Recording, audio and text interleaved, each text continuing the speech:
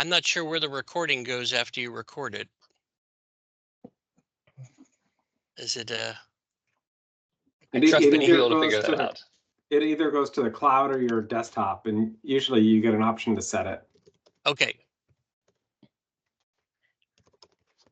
Okay. Yeah, if you get the a link or the recording delivered to you, Sam, you can send it to me and Jesse, and we'll get it posted on the BATC website. Wonderful. Thank you, Laura. Thank you for the reminder. Yeah, sure. Okay, so it should ask me to download it, which is good. Well, we are very pleased to have you here for our Bay Area Trail Collaborative Trail Talk. This one's going to be focused on equitable access.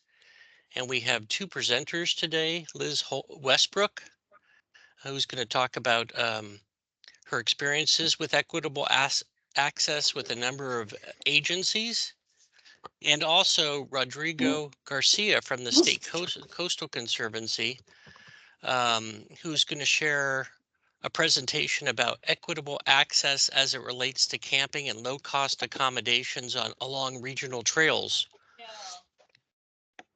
State Coastal Conservancy did a Explore the Coast report in 2019, and he's going to share the findings for the Bay Area. So I think we're going to start with Liz Westbrook, and I'm going to ask you, Liz, if you don't mind sharing your screen. We're going to have about 15 minutes for a presentation and then time for questions afterwards, and then Rodrigo will go. And I'll be the timekeeper. So go ahead, Liz. Okay, great. Thank you, Sam. Yeah, I'm really excited to talk with you all. I'm Liz Westbrook. I'm a public access planner and designer. I'm a consultant with Xander Westbrook Design. And I do want to talk today about, kind of how we approach equitable access. I cannot claim to be an expert, but I can claim to think about it a lot. So I'm going to share, how some agencies are framing it as it's related to, studies that we've been reviewing, and then talk through, how we frame it in our work by sharing a few projects and lessons learned. So just to start, I love this quote by Gabe Vasquez. He's someone out of Arizona, and I heard him do a presentation in 2021, and this quote came from that, that the outdoors are a place of healing, a transformational place of learning.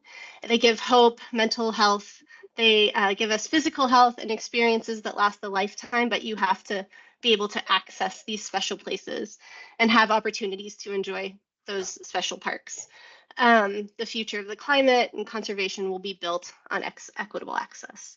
So just starting there is really, to me, a really helpful, framing. Like we all want to be in the outdoors, I assume, if you're on this meeting, and and so it really is important for us to provide that more broadly, because it is such an important resource for us all. So hopping in, through our work, we've been reviewing a lot of these. Wait a minute. Yep. I think we need to mute somebody. I'm just going to ask everybody to please self-mute yourself. Thank you. And so these are some examples of what we've been reviewing. The Bay Trail, we've been doing a lot of work with the Bay Trail, and we did not work on the equity strategy, but we definitely have built on that work. The Bay Conservation Development Commission, also known as BCDC, has been doing a lot of public access, equitable access to the shoreline. So has the Coastal Conservancy, and I'm really excited to hear from Rodrigo in the second part of this. And then we've been looking at other trail master plans, trail plans, and at the SACOG, the Sacramento Area Council of Governments, has a plan that I'm going to reference today. So something that I thought was a really helpful thing that the Bay Trail Equity Plan did is they started out with this glossary of terms for their equity strategy. And I really appreciated that this was the first thing. It was before the intro. It was before, they defined anything. And so they, went through and talked about, when they reference Black and African American, if they capitalize, if they're going to use Latino, Latina, Latinx. And so I just think this is a great way of framing the work at the very beginning. And I did put a link to the resource, to the source at the bottom. But I also appreciate that it, really acknowledges the access to mobility, and that certain, groups are, have to go through a lot more hardship in order to get places, move through the environment, and how, then tying that to the Bay Trail. It's a great resource. And then just a couple of definitions of equitable access. There are many, but I went with two that were from BCDC and SACOG. They both have a perspective that brings in environmental justice, acknowledging previous, displacement and inaccessibility to the coast through pollution or other burdens to the community. And so I just wanted to start with, two definitions of ways that, these agencies are thinking about it. And now I am going to hop into some project examples just to walk through some kind of successes and lessons learned. So I'm going to start with Southern San Mateo County Coastal Trail Study that we did. Our client was Post, and the outreach for this study was very targeted to the Pescadero, San Gregorio community on the southern, where the population centers are focused on the southern coast of San Mateo County. And there were a lot of great, it's interesting, there were a lot of great kind of lessons learned and successes, but you can see from the numbers, this is actually we did a survey, and this is the numbers of where they came from. The numbers weren't super high, but I would say that the quality was high, because this isn't a super high population area, but we were happy that the voices we heard, were from the coastal areas we were targeting as the audience. And so two examples of outreach that we did during the survey process were we actually, through the online survey, we weren't kind of getting a certain demographic of the Spanish speaking community in this area. And so we set up a table in front of the gas station that has Los Amigos taco shop. And in this photo, it shows Brianna Whitney from Post, and she's actually reading the survey to somebody in Spanish. So it kind of catches a language, but also low literacy. And although I think we got between 14 and 15 surveys at that event, it was just a really important engagement, and it felt very positive. And then also I show a photo of one of the in-person outreach events that was conducted at a goat farm, with tacos served and a cat that walked across the plans. But I just think this one, we still didn't get kind of the broader, the broader audience, but it started to get to that. And I think there'd be ways to apply it as this project moves forward into specific projects. So the numbers weren't high, but I thought the quality was really high. And then next, and I know a lot of you are on the call. I know Zion is on the call from that project, and I see a lot of folks from the Bay Trail on the call. So thank you for having the opportunity to work on these projects. So next is the Bay Trail Gap Closure Implementation Plan. We supported Alta and MTC on the community inReach. That was, worked with 9 community-based organizations, and some of the successes were definitely that the CBOs were, the relationship had already begun with the CBOs prior to this project through the equity strategy. So MTC was already building a relationship with these groups. And through this process, there was, the CBOs were compensated for their work through payment. They were completely in charge of hosting these community-based events that really aligned with, the tone and activities that they believe their communities would best engage with. And so the events were very successful. As you can see here, there were over 200 community members that participated, 9 events. 3 were held in Spanish with, translation to English. And then Spanish translation was provided at all the events. So it definitely did not go off without a hitch, though. At the end, so I do believe the CBO events were very well, they went very well. But at the end, we as the consultant, had to bring together a virtual meeting, and the virtual meeting to invite all these participants, and there were some hiccups in making sure we trained people on the use of the real translation tool. We used breakout sessions that weren't really equally distributed, and the crowded rooms had some frustrated participants because of the lack of space to share their ideas. And there were some misunderstanding of concepts and terms like gap closure. So for the next time, I think we'd bring more community involvement to the preparation of this final meeting. I think that would have been really helpful. That wasn't in the CBO's contract, but we'd also be better prepared to provide trainings for some of the technical assistance, like the real-time translation, and then testing and modifying some of the terms or jargon used during the meeting to prevent confusion. And then the last project, excuse me, we recently kicked off a trail planning effort in Point Reyes.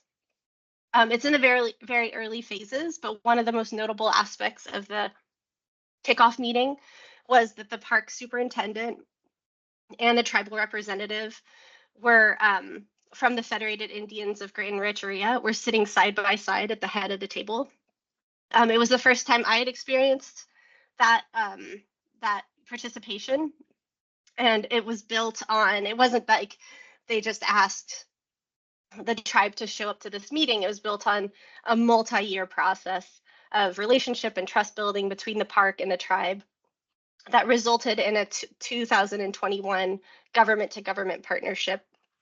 That's, shown, the official kind of cover is shown here.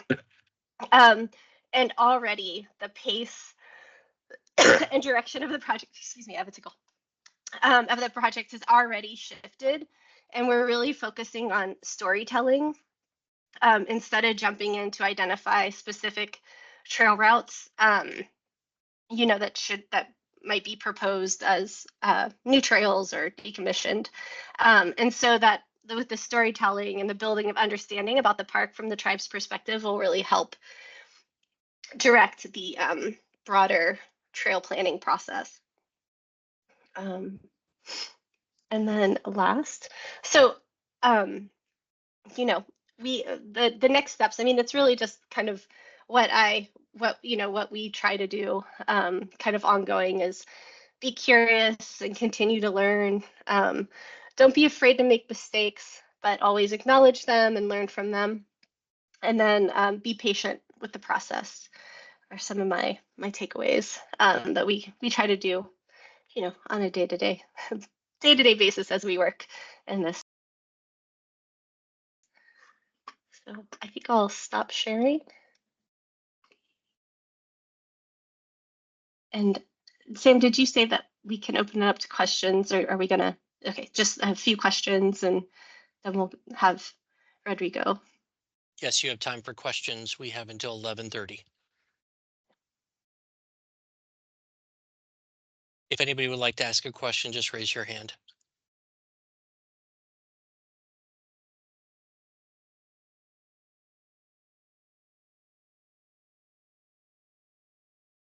And if there aren't any questions, we could probably let Rodrigo hop in as we, oh, Laura has a question. Go ahead, Laura has a question. Hi, Liz. Can you guys hear me? Yes. Great. Yeah, thanks, Liz. That was pretty interesting, and I do like that you pointed out the definitions. I think that was in the SACOG regional plan, right? The glossary of terms. I think that's super important. I know that they did a fair amount of work on equity inclusion over the course of time in their regional plan. Are there any other things that you think that they did well that would be worth sharing? Or I guess on other projects, but I know in particular that they I've heard presentations from their staff, and I think they were really thoughtful about it. Yeah, I mean, one thing that stood out to me about both their study as well as interviewing them through another project was that there were discoveries, like with the equity framing, there were discoveries of where, trail access had been not equitably distributed. And so they really, framed communities that they hadn't really thought of as, being equitable access. They did come up with some good metrics of, like distance to the trail from their, I can't remember what their equity priority communities are called, but, from their communities that they were looking to focus on. I don't have a lot of it on the top of my head, but I did think that they also, yeah, they did a great job, kind of framing just the lack of equitable distribution of their trail network and how they'll prioritize, more of the communities that were identified as lacking or needing, improved access. Is that helpful? Yeah, thank you. And Tim? Yeah, hi Liz. Hi. Writing equitable access, sorry, I joined a little bit late. I meant to join sooner, but something happened I had to take care of. Something I've run into in trails that kind of blocks equity is that a lot of times you get bollards or gates set up that are like too narrow to get through. And I was wondering what thoughts you had on making those wider and easier to get through with accessible devices. Some of them are like just barely the minimum to fit a normal wheelchair through, but a lot of people who go on trails want these wider things that are easier to maneuver, and you can't fit them through the obstacle course to get onto the trail with them. Yeah, no, great question. I know bollards are a hot topic. And I mean, I think ideally the design, as a designer, the design would not use bollards in the or chicanes. Well, chicanes, I mean, there are opportunities to slow traffic, right? And so the chicane at least is a bigger element. It's harder to Sometimes harder to miss. Yeah. But I think, I mean, there's design standards for wheelchair access, for like turning radius of different devices that hopefully the designs are using. But I think, yeah, I know. I mean, bollards they're not great. And so are there ways to do kind of curbed elements that use? Yeah. Some other examples that people aren't accounting for are the tricycle style low rider bicycles. They're quite wide and hard to maneuver very quickly through a chicane. In tandems. I have a tandem that I can carry blind people and other people on, and getting through some of these, you can't get there. And trailers, I'm also where I'm hauling people or other things through. You can't get Yeah. them either. And there are these things that people think, oh, they think just wheelchair, just crutches, and that's not wide enough for a lot of people who need access.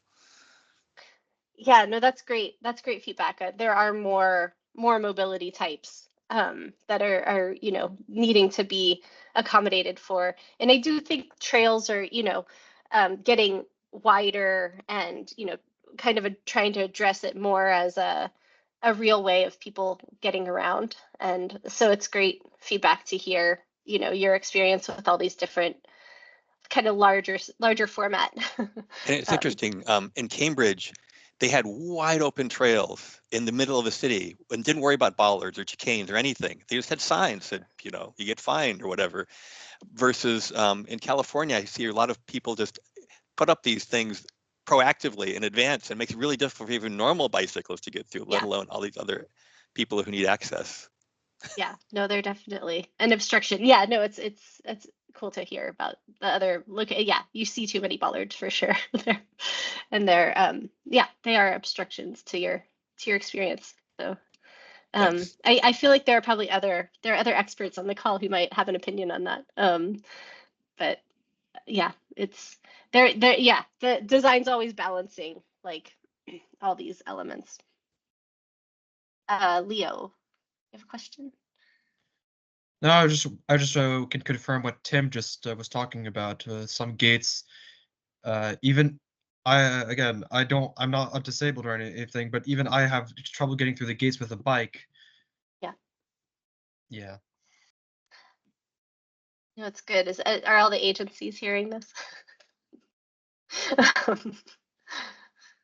No, it is a really important, and I mean there are ways to get around it. It's just hard because it's such a kind of a go-to and kind of a quick fix, instead of kind of designing these curbs or kind of elements that can accommodate. It's just like stick the bollard in, and a lot of them are historic, kind of pre the thinking around that space, the new thinking around that space.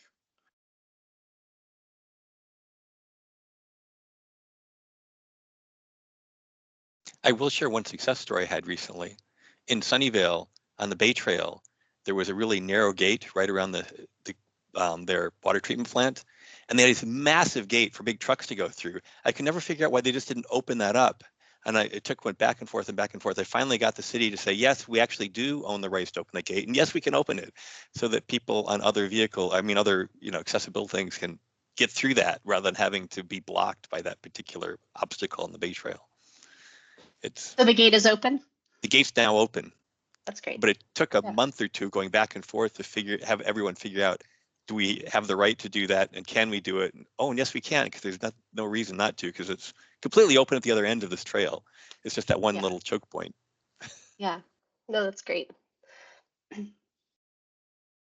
Sam? Yeah, I just wonder if you could just touch on the question of multi-use trails, multimodal trails.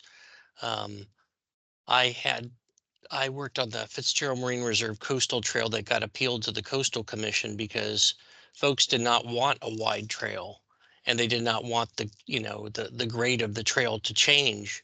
But it was the only way to accommodate everybody. And I just, if you could just touch on that issue, appreciate it. Yeah, no, I mean, I actually was thinking I was in Tahoe this weekend on the West Lake bike path, and it's very much a bike and pedestrian path. So there, I felt like the naming of that was a little like, that's too bad. But I do think that with multi-use, yeah, it depends on the speeds. It depends, on the type of users. I know the Ridge Trail is, equestrian, and so is the Coastal Trail, equestrian, cycling and hiking or pedestrians. But I do know that as speeds increase with both, kind of commuting and mobility, like types of mobility devices, the wider or separating the uses is really becoming more the probably best practice. But that can be on the same section of trail. or it can be, you know, kind of that. I know, Sam, I'm quoting you like a more of a braided approach where the bikes are separated, like on a roadway, or you know, and the pedestrians are off the, you know, completely off the roadway. So I think that it's important for people to be able, you know, multiple users to be able to use these infrastructure, but you know, it also should be designed to accommodate that, and be named properly. Not just called a bike path when it's for pedestrians too.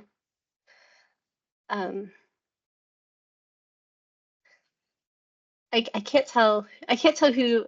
I have Laura, Leo, and Tim as people with their hands up. I can't tell who's. If we just real quick questions. We just have a few minutes. Oh, my quick question, and as you were talking about on the trails, right? Not on the streets or roads around, correct? Yeah, I mean, I think for trails, you know, ideally it's completely separated. I guess I did use an example of having bikes off of a trail in certain circumstances, but and kept on a street. But I think a trail means, yeah, separated from vehicles. Yes. Okay. And you were talking about separating motor vehicles like cars from people. That I'm a little bit confused with that. Yeah, no, I sorry for the confusion. Yeah, so I think that when cyclists and pedestrians are on the same trail, depending on speed, there's a need for the wider trail, which Sam talked about in his Fitzgerald example, to make it multi-use and to make space for both user types. But sometimes you can separate it by, you know, delineating it with paint, or you can separate it by actually putting in a buffer between the two uses, or you could, you know, put them completely in different locations. So the vehicles ideally are always separated from both the cyclists. But personally, I find that it would be just better if a cyclist would, well, pay more attention and be a bit, it's just not go as fast. But oh well. Last question, Tim. Okay, wayfinding. I'm sorry I arrived late, but wayfinding I find inadequate even for sighted people, but also other people. Wayfinding is a really big challenge for people who can't see as well. Sometimes you got these little signs that are hard to find to get to the trails, as well as make sure, like the Bay Trail, following the Bay Trail is actually really hard sometimes to know where it goes. Any thoughts in that space? Yeah, no, wayfinding is a very challenging. It's not just challenging to place the signs, which, you know, is always helpful, but then to make sure they stay there and, you know, get hit or bumped or removed or for whatever reason. So I think that, yeah, I think that is part of a really important plan, is to make sure any junction, so trailhead or intersections, are well labeled and well identified as which way is which. And then there's a lot of, yeah, there is a lot of issues with visibility of what's actually legible. Is it all uppercase, upper, lower? Is it running it down this way, or, you know, keeping it vertical the way we typically read? So I think that I know that sign designers do a lot of testing, like field testing. They actually put the signs up, and, you know, I know that's also expensive, and, you know, is hard to do when it's so many miles of trail. But I do think that it is, you know, people feel safe when they know where they are, and if they don't, you know, it is. The Bay Trail has some remote locations that are challenging to sign, and the signs don't always stay in place. I know East Bay, like, they have these metal posts now on their trail signs, and it's because the cattle kept on, like, actually destroying their signposts, and so there are, you know, kind of things that you don't necessarily think about when you're first installing those wayfinding signs. Thank you very much, Liz. Really appreciate your Yeah. presentation. I'm going to switch now to Rodrigo Garcia from the State Coastal Conservancy. Rodrigo, please share your screen. Yeah, of course. Give me 1 minute here.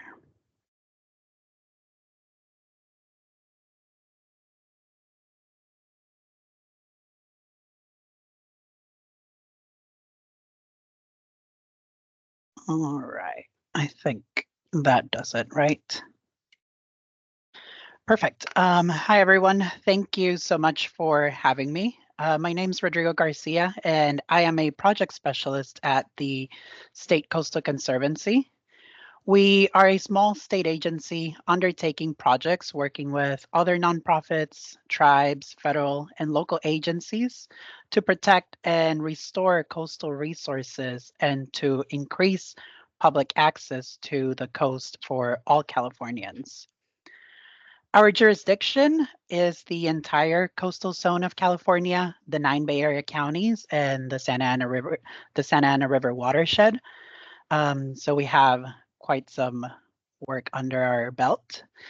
Today, I'm going to be talking about one of our many programs, the Explore the Coast Overnight. This program is focused on ensuring that all Californians can access the California coast. We recognize that the cost of staying overnight at the coast is one of the biggest barriers to coastal access, and we want to work to address that. As a little background, the Conservancy has worked on many lower cost accommodations projects in the past, but in 2017, this work received a huge boost with AB 250, which was introduced by Assemblymember Lorena Gonzalez Fletcher. AB 250 called on the Conservancy to prepare an assessment in order to identify and analyze opportunities along the coast for additional lower cost accommodations and to implement the Explore the Coast Overnight program. The assessment that I mentioned, the Explore the Coast Overnight assessment, was then published in 2019 and is now the framework for this program. It outlines the goals of the program, a study on the supply and demand on lower cost coastal accommodations in California, which I'm going to go over in the next couple slides. And it also includes different project opportunities that we identified with the help of other local agencies and landowners across California. You can find a copy of this assessment if you want to study it in more detail at our website, sec.ca.gov/ETCO. The program is looking to achieve many different goals, and these goals include helping improve and developing new lower cost coastal accommodations within 1.5 miles of the California coast, also projects within the California coast, or even up to 3 miles from the coast.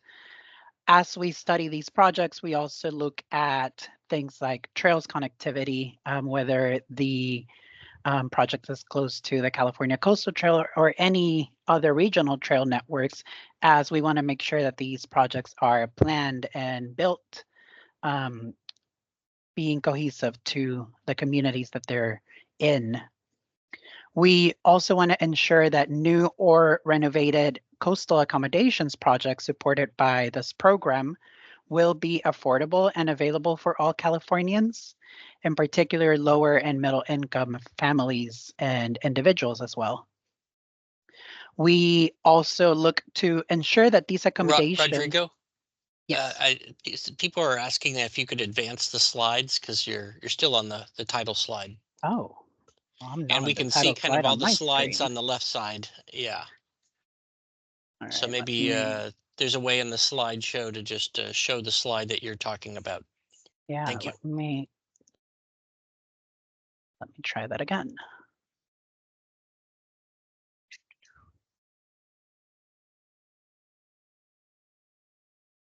And just as a note to folks, I did put the assessment in the chat in case you want to see the report. Let's see.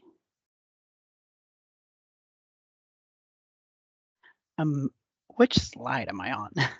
On your screen? Let me see. Showcase Goals of on- the program. Okay. Is it on full screen on your screen? No, you've got the slide, and then you have all of the slides on the left-hand side. So you're not in the kind of slideshow individual Hmm. slide. I am on mine, so let me take a look.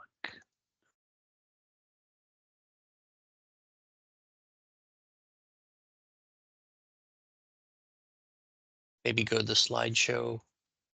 Yeah, I'm on slideshow on my screen, so I wonder why it's not on slideshow on your end.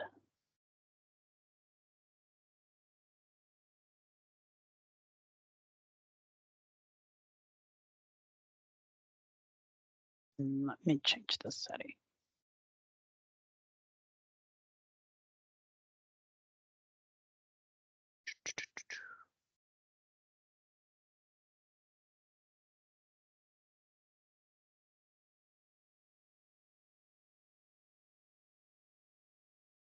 Right, here's what I'll do.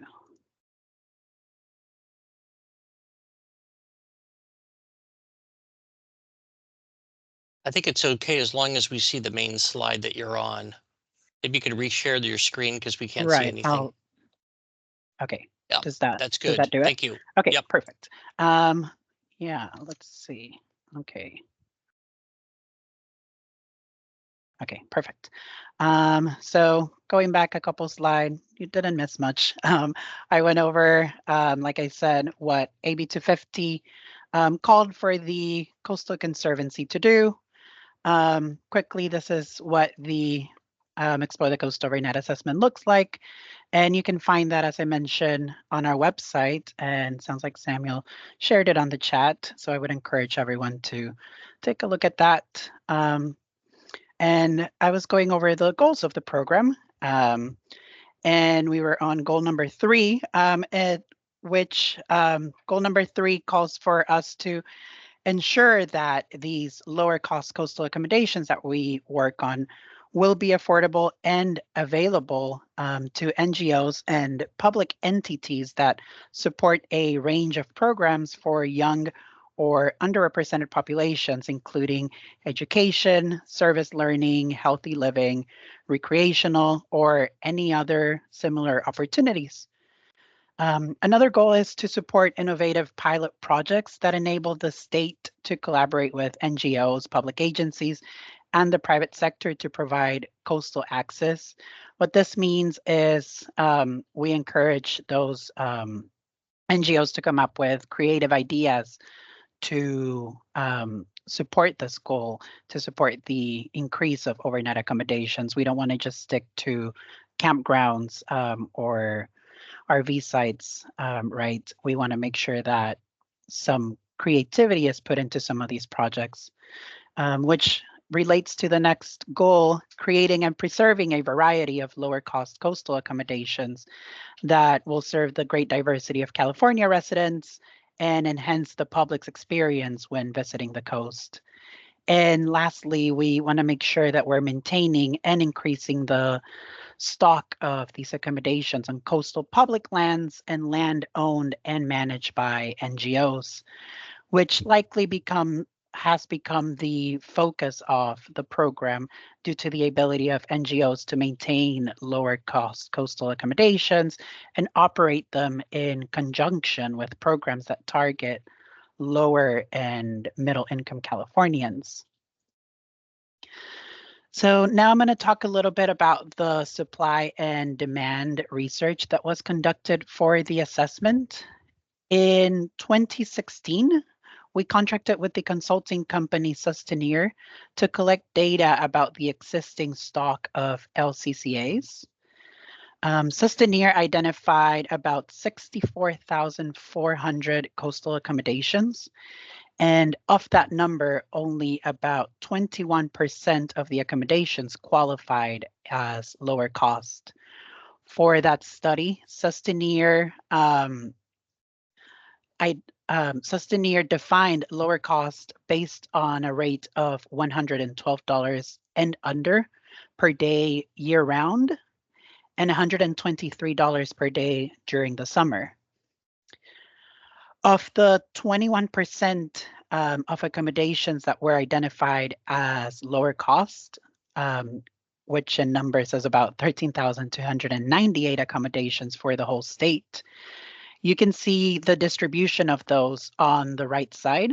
About 8,263 of those were camping and RV sites. 4,683 were hotels and motels. 319 were hostels and 33 were cabins. And this is where that variety of lower cost coastal accommodations goal comes into play, right? Because we are aware and acknowledge the fact that not everyone is interested in camping. Not everyone can afford an RV, or renting an RV can be quite cost prohibitive. So we want to make sure that this distribution becomes more varied. We also want to point out that although we used $112 as the average daily rate, the criterion for the initial method of determining the supply, we are aware that this method may not be universally applicable, and do consider other factors when evaluating projects. As I mentioned at the start of my presentation, whether the project is in close connectivity to regional trails, what amenities are offered within the area, the amount of people that the facility can serve, the availability and proximity to it, among other factors. In addition to the data collected on the existing stock of accommodations by Sustainere, Probolsky Research, contracted by the Conservancy as well, also conducted a statewide survey on the topic of coastal access. The majority of those surveyed said that they do not stay overnight at the coast. This result was particularly pronounced among younger people, lower income households, and people of color. Respondents cited financial concerns as the primary reason that they do not stay overnight at the coast. In addition, over 45% of Californians said that overnight accommodations at the coast were inconvenient or unaffordable. The graphs on this slide summarize some of those findings from that survey. To the left, you can see the disparity between people who decide to stay overnight at the coast and those who don't. And on the right side, the graph describes the income brackets that those respondents fall into and whether they stay overnight at the coast or not. Through a different online survey conducted by the Conservancy, a strong demand for lower cost coastal accommodations was confirmed. In the survey that was later conducted, approximately 170 respondents agreed that there was a lack of lower cost coastal accommodations and that the existing ones lacked the volume needed to handle the demand.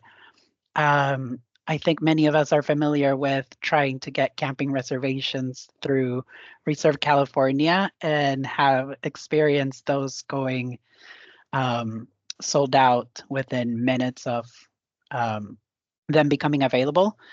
So there is vast examples that we've all been in tune with, as well as actual respondents and participants of the research that we've done.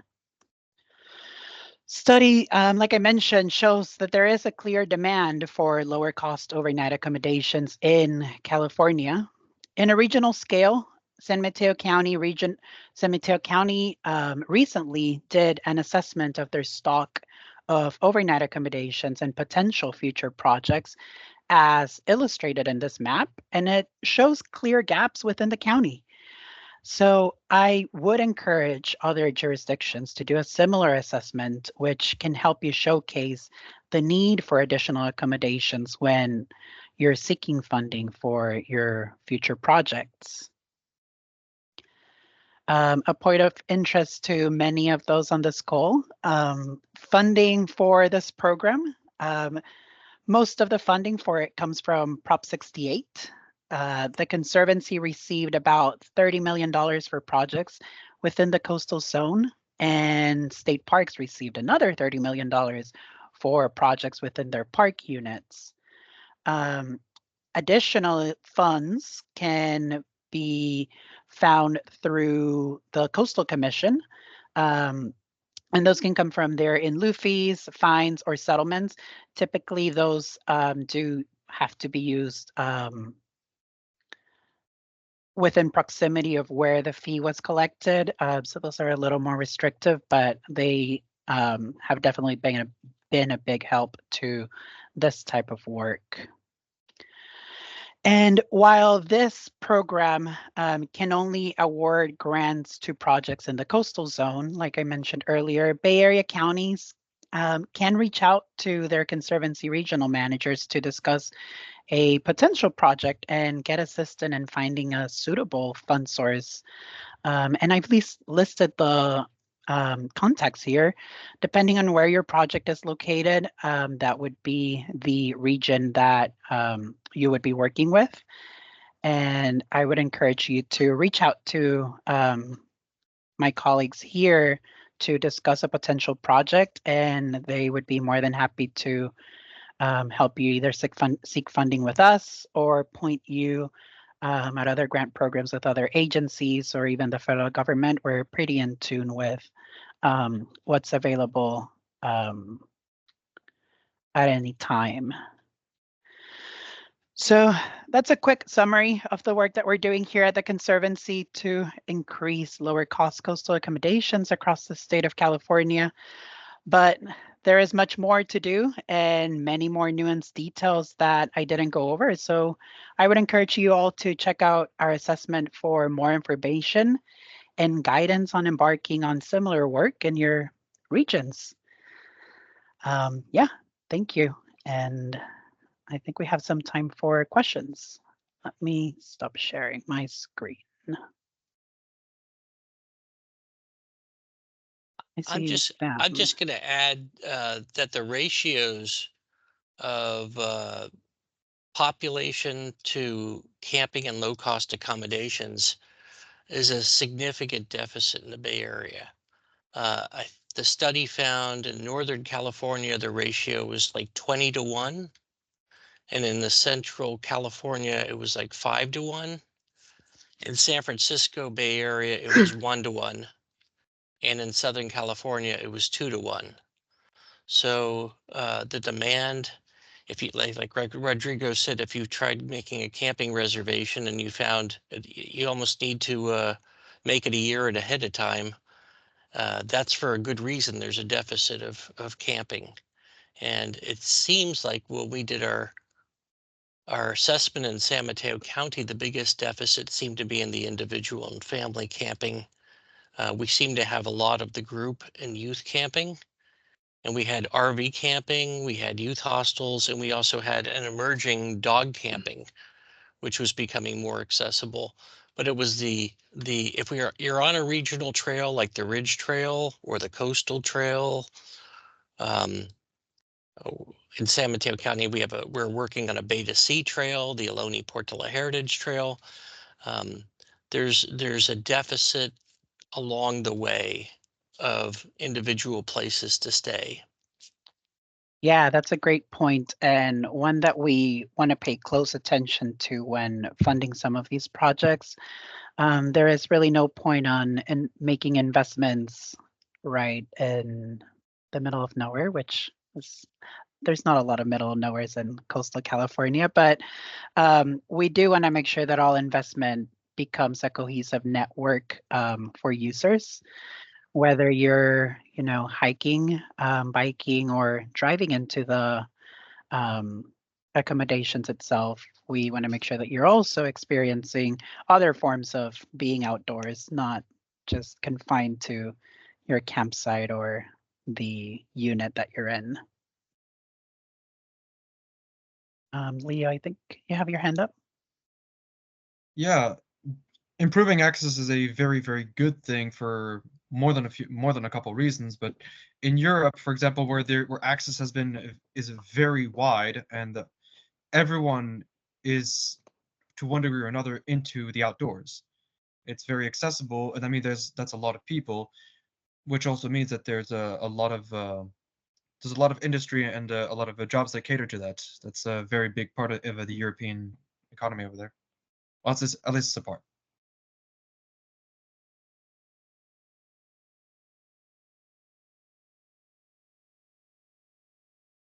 Yeah, that's a great point.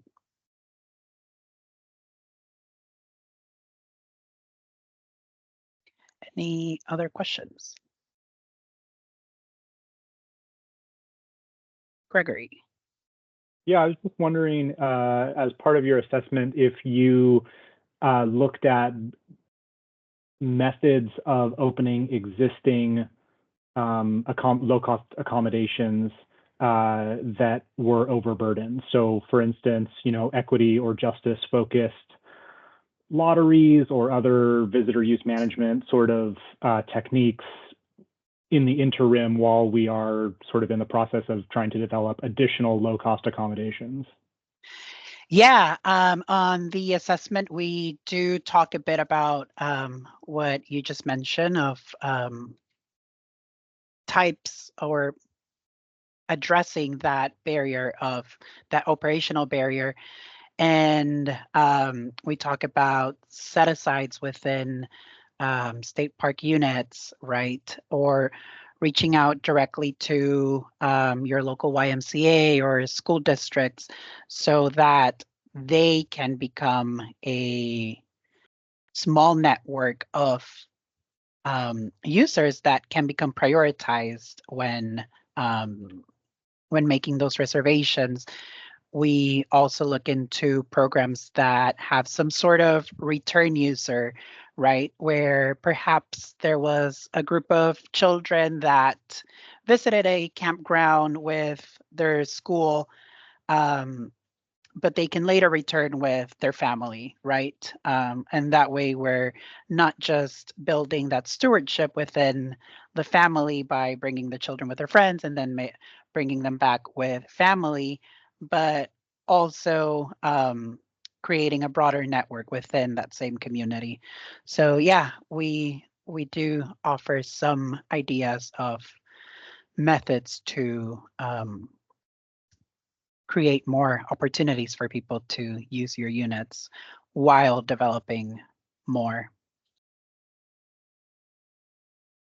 Sam? Yeah, I'm just going to add about how we did our assessment. We have a Peninsula Trail team of different park and open space agencies, and we did an assessment of what we knew, not only from our own agencies, but also HipCamp. And if each of the Bay Area counties were to collaborate on a similar mapping effort, you might be able to create some synergy in terms of understanding where things are, and the potential areas. A lot of them were storm damaged, and so not only are they, an opportunity maybe if something wasn't improved, but in many cases they were previously damaged and in need of repair in order to be able to come back online. And that's not even addressing kind of the regional trail need. If you were to hike the Ridge Trail, and I can't remember what the ratio is that the Ridge Trail would like to have an accommodation. Janet, maybe you remember?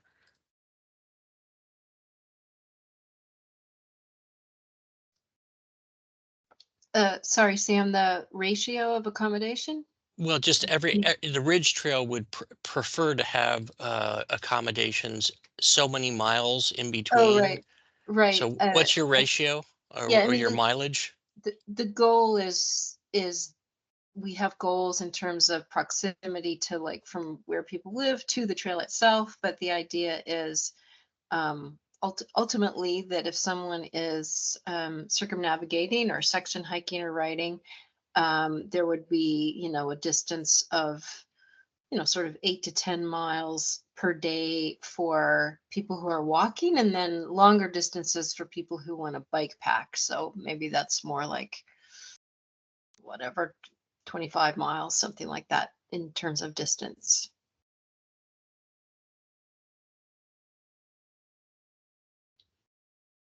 Thank you.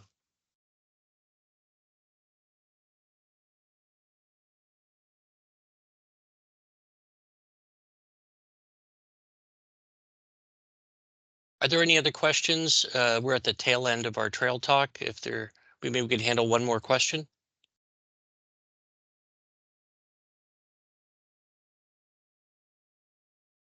Okay. Being no more questions, I just want to thank Liz Westbrook and Rodrigo Garcia for your presentations today and the conversation. Very helpful. We plan on more trail talks in the future. And if you have ideas, please share those with Jesse at the Bay Area Trail Collaborative. We're always looking for new ideas and for speakers. So thank you very much. And we look forward to the next one. Thank you so much. Thank you.